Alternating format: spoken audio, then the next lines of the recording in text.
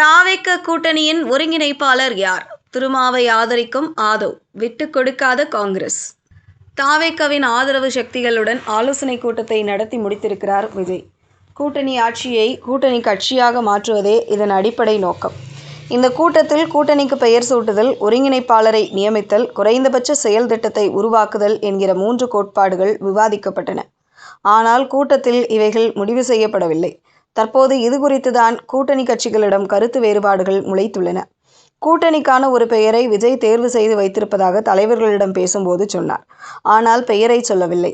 நீங்களும் யோசியுங்கள், அடுத்த கூட்டத்தில் முடிவு செய்து கொள்ளலாம் என சொல்லிவிட்டார் விஜய். அதே சமயம் விஜய் தேர்வு செய்த பெயர் என்ன என்பது பற்றி சில தலைவர்கள் ஆதவ் அர்ஜுனா உள்ளிட்டவர்களிடம் விசாரித்திருக்கிறார்கள்.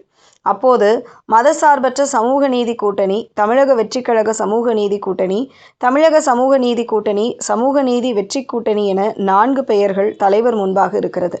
இதில் ஒன்றை தேர்வு செய்து அடுத்த மீட்டிங்கில் உங்களிடம் சொல்லுவார் என சொல்லியிருக்கிறார். இதை அறிந்தவர்கள் மதசார்பற்ற சமூக நீதி கூட்டணி என்ற பெயர்தான் கூட்டணியின் கோட்பாடுகளுக்கு பொருத்தமாக இருக்கிறது, இதனை நாம் ஒப்புக்கொள்ளலாம் என்று பகிர்ந்து கொண்டிருக்கிறார்கள். அதே சமயம் மதசார்பற்ற சமூக நீதி கொள்கை கூட்டணி என்று வைக்கலாமே, இதில் செக்யூலர், சோஷியல் ஜஸ்டிஸ், பாலிசி ஆகிய 3மே உள்ளடக்கியதாக இருக்கிறது என ஒரு தலைவர் சொல்லியிருக்கிறார். இதுவும் கூட நல்லாவே இருக்கிறது, மற்றவர்கள் ஆமோதித்துள்ளனர். அடுத்த கூட்டத்தில் இந்த பெயர்கள் எல்லாம் விவாதிக்கப்படவிருக்கிறது. ஒருங்கிணைப்பாளர் யார் என்கிற ஆலோசனை எழுந்தபோதுதான் சில கருத்து வேறுபாடுகள் வெளிப்பட்டுள்ளன. அதாவது கூட்டணிக்கான ஒருங்கிணைப்பாளராக வைகோவை தாவேக்க தரப்பில் சீனியர் அமைச்சர்கள் முன்னிறுத்தியுள்ளனர். துரை வைகோவின் மறைமுக முயற்சியில் வைகோ பெயரை அவர்கள் சொல்லியிருக்கிறார்கள். இங்குள்ள மூத்த தலைவர்களில் ஒருவராக வைகோ இருக்கிறார். மத்திய ஆட்சியாளர்களால் ஏற்படும் பேரிடர்களை எதிர்கொள்வதில் அவருக்கு அனுபவம் இருக்கிறது.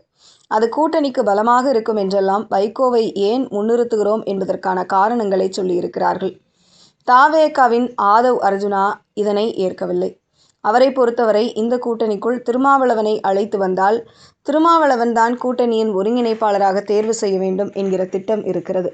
அதனால் தலைவர்களிடம் அவர் பேசும்போது சமூக நீதியின் அரசாக தாவேக அரசு இருக்கும் என முதல்வர் விஜய் சொல்லி வருகிறார்.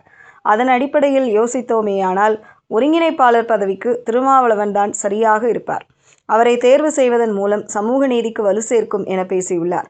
ஆனால் வைகோ மற்றும் திருமாவளவன் ஆகியோரை ஏற்க காங்கிரஸ் கட்சி தலைவர்களுக்கும் மனமில்லை.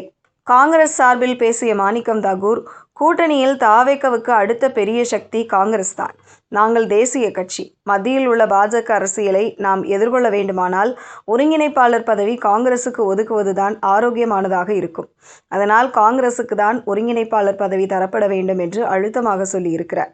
அப்போது காங்கிரசுக்கு வாய்ப்பளிக்கப்பட்டால் உங்கள் கட்சியில் யாருக்கு அந்த வாய்ப்பை தருவீர்கள் என சிலர் கேட்க, முதலில் காங்கிரசுக்கு தான் ஒருங்கிணைப்பாளர் பதவி என ஒருமித்த கருத்துடன் முடிவு செய்யுங்கள்.